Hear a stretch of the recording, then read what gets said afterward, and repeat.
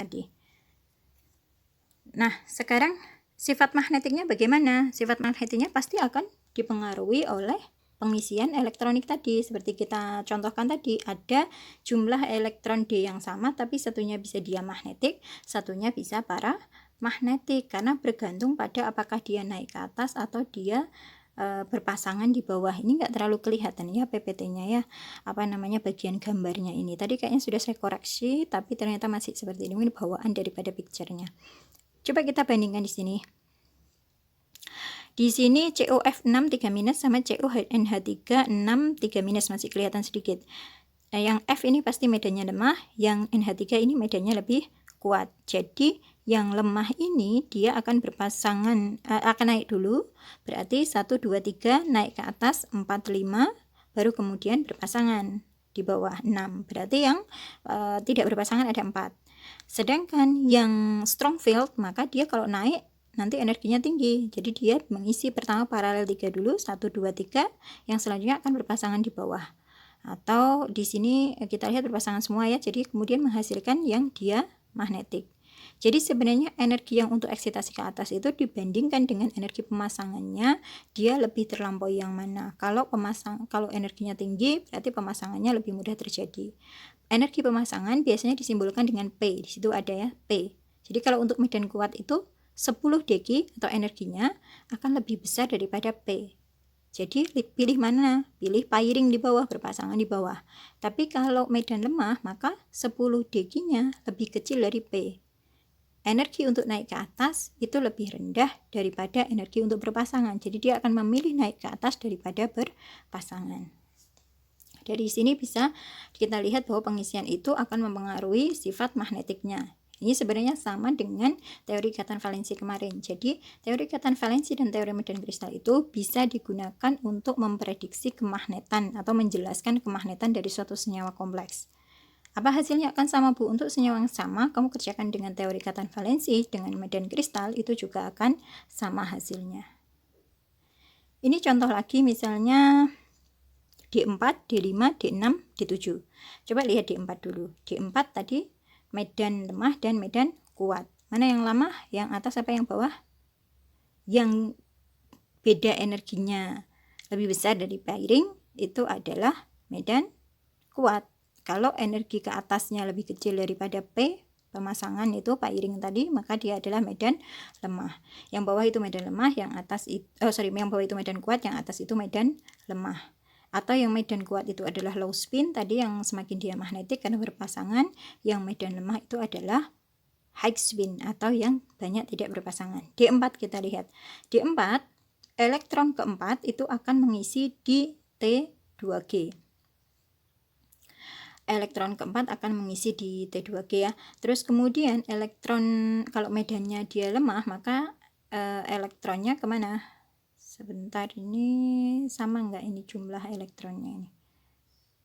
D4 ini. 1 ya sama ya. Yang ini yang medan lemah maka dia akan naik ke atas. Maka yang medan lemah dia akan high spin, 4 tidak berpasangan, sedangkan yang medan kuat dia adalah 2 yang tidak berpasangan. Kalau misalnya D-nya D5, maka kalau medan kuat dia adalah berpasangan di bawah dulu, kalau medannya lemah dia semua naik ke atas. Maka yang atas setara dengan 5 elektron tidak berpasangan, yang bawah setara dengan 1 elektron tidak berpasangan. Kalau D6 maka berpasangan semua di bawah kalau medan kuat, karena ke atas butuh energi tinggi. Tapi medan lemah dia akan naik ke atas dulu, baru sisanya berpasangan di bawah. Maka yang medan lemah setara dengan 4 elektron tidak berpasangan, yang medannya kuat dia adalah diamagnetik, semua berpasangan. Elektron ke-7 baru yang medan kuat itu akan naik ke atas, yang medan lemah kan tadi atas sudah terisi, baru dia berpasangan di bawah. Yang medan kuat setara dengan 1 elektron tidak berpasangan, yang medan lemah setara dengan 3 elektron tidak berpasangan. Karena pada medan lemah itu lebih banyak yang tidak berpasangan, maka disebutnya dia adalah high spin, atau biasanya paramagnetiknya lebih kuat. Yang banyak berpasangan itu disebutnya dia adalah low spin, atau biasanya sifatnya mendekati diamagnetik, atau kalau paramagnetik maka paramagnetiknya lemah, atau paramagnetiknya setara dengan jumlah elektron yang tidak berpasangan itu cuma sedikit. Kita lihat, ini contoh kompleks yang lain ya. Sama kalau misalnya dia berapa, ini 5 ya contohnya. Kalau paramagnetik ini 5, dia medannya kita lihat dulu 10 degi-nya lebih besar dari P, lebih kecil dari P. Kalau lebih kecil dari P berarti dia medannya lemah, lebih baik naik dulu daripada berpasangan, maka dia 1, 2, 3 naik ke atas 4, 5. Tapi kalau medannya kuat maka 10 degi lebih besar dari P, maka lebih baik kita berpasangan dulu daripada naik ke atas, maka 1, 2, 3, keempat dan kelimanya akan berpasangan di bawah. Yang sebelah kiri paramagnetik setara 5 elektron, yang sebelah kanan paramagnetik setara dengan 1 elektron. Yang sebelah kiri spinnya tinggi, yang sebelah kanan spinnya rendah. Yang sebelah kiri medannya lemah, yang sebelah kanan medannya kuat. Ini juga ada contoh lagi ya. Bisa dilihat di sini, ini banyak contohnya supaya untuk membantu menganalisis. Oh, jadi gimana gitu. Ini Fe3+ tadi sudah kita bahas ya. Kalian bisa lihat lagi Fe3+ ini.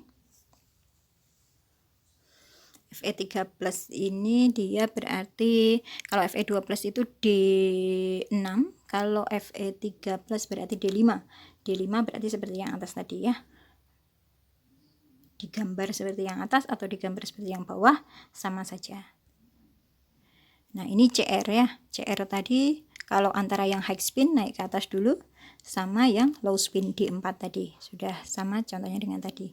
1, 2, 3, kalau high spin berarti kalau medannya lemah berarti 1, 2, 3, yang keempat naik ke atas. Kalau medannya kuat 1, 2, 3, yang keempat berpasangan. Nah, ini jenis dan muatan ion pusat. Nah, jenis muatan ion pusat.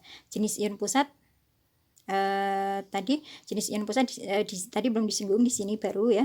Jenis ion pusat, pengaruh ion pusatnya kalau di sini tadi kan pengaruh ligannya, sekarang pengaruh ion pusat. Pengaruh ion pusat itu berpengaruh juga. Coba kita lihat dari yang sebelah kiri ada C kompleks NH3, ligannya sama, muatannya sama, muatan atom pusatnya 13, 13, 13. Bedanya adalah jenisnya CO, RH, dan IR.